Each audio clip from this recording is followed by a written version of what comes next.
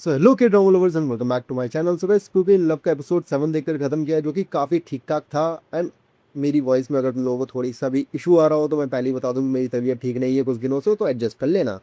तो episode 7 directly वहीं से स्टार्ट होता है जहाँ प्रीवियस एपिसोड खत्म हुआ था। यूरी ने गैंगसुक के साथ फेक एंगेजमेंट को अनाउंस कर दिया एंड अब दोनों फैमिली को ये प्रूव करने में लगे हुए हैं कि yes we are actually in love.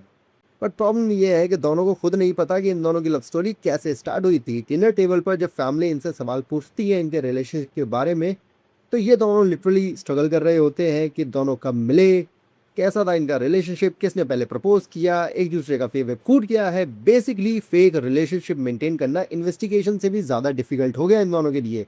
लेकिन सबसे इंपॉर्टेंट मोमेंट तब आता है जब चेयर वुमन बेक गैंगसुक से डायरेक्टली पूछ लेती है कि क्या तुम सच में यूरी से प्यार करते हो, और अपने गैंगसुक का आंसर होता है यस। टेक्निकली देखो ये फेक एंगेजमेंट है, लेकिन गैंगसुक के एक्सप्रेशन को अगर तुम ध्यान से देखो तो अब ये चीज़ क्लियर हो गई है कि उसकी फीलिंग्स अब फेक नहीं रही।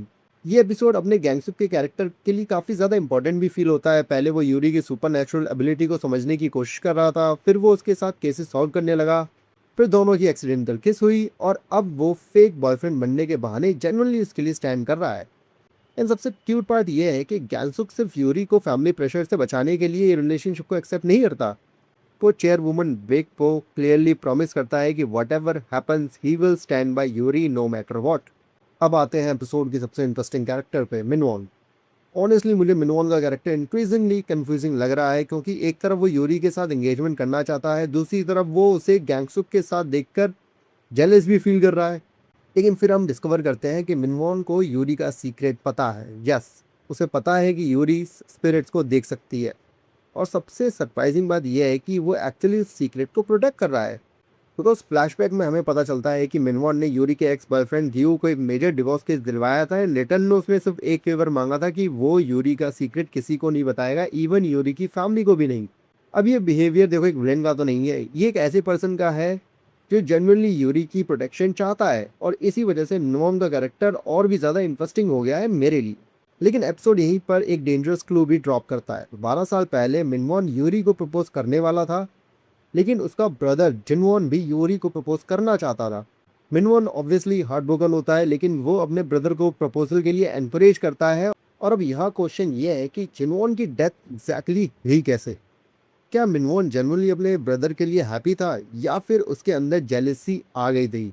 क्या उसने जिनवॉन को हर्ट किया, या फिर जो कुछ भी हुआ वो कम्प्लीटली अनरिलेटेड था? मैं अभी मिनवॉन को विलेन डिक्लेयर नहीं करूंगा, but something is definitely of, और राइटर्स डेलिबरेटली उसके कैरेक्टर्स के अराउंड मिस्ट्री क्रिएट तो कर रहे हैं। बात करते हैं एपिसोड के लाइट हार्टेड पोर्शन पर। यूरी एंड गैंगसुक रियलाइज करते हैं कि फैमिली को कन्विंस करने के लिए उन्हें फेक रिलेशनशिप को थोड़ा बिलीवेबल बनाना पड़ेगा। So what do they do? Couple activities. So it's basically a complete fake couple training montage. लेकिन यहाँ एक इंटरेस्टिंग चीज़ होती है, जो चीज़ें इनिशियली फेक हैं वो धीरे धीरे उनकी एक्चुअल मेमोरीज बन जाती हैं। और मुझे लगता है कि राइटर्स इसी आयरनी को इंटेंशनली यूज कर रहे थे। They are pretending to be a couple while slowly becoming an actual couple. Classic kid drama formula, but honestly it works every fucking time. और फिर एपिसोड इंट्रोड्यूस करता है brand new mystery. Yuri Rena के flower design inspect कर रही होती है, और उसे नोटिस होता है कि डिज़ाइनर सीईओ के प्रीवियस वर्क जैसे नहीं है। Something feels wrong. वो सीईओ को कॉल करती है और सडनली उसे सीईओ का भूत दिखता है। एंड फ्लैशबैक में रिवील होता है कि सीईओ का एक ट्विन ब्रदर है, एंड ब्रदर फाइनेंशियल ट्रबल में है। वो सीईओ से 1 बिलियन वॉन बोरो करना चाहता है।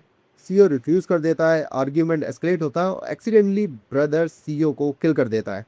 लेकिन instead of going to police he makes a terrifying decision, he takes CEO's identity.